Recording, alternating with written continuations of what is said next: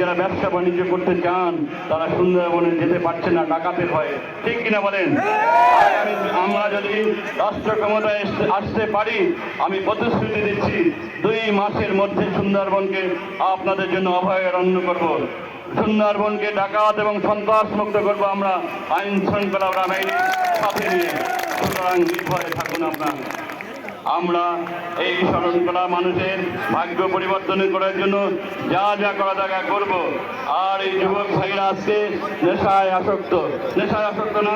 আপনার সন্তান, আমার ছোট ভাইরা কোনো কাজ নাই, কর্ম নেই, খেলা নাই, কিচ্ছুভাবেই তারা সময় কাটাতে পারে না। তাই তো তারা ফ্রাস্ট্রেশনে ভোগে, হতাশায় ভোগে, কি করে ওই গাছটা ডরাডরি করে না এরকম। আমরা এটার মুক্তি দিতে চাই।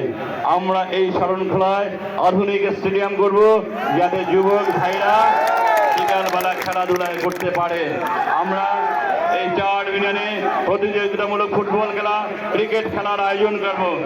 আমরা এই যুব সমাজকে শক্তিতে রূপান্তরিত, আমি তো সবই বললাম, সকল ব্রিজ করে দেবো ভাই। একটি কথা কেন বলেন, আপনার রান্নাকালে ব্রিজ অন্যরা চাইবে না?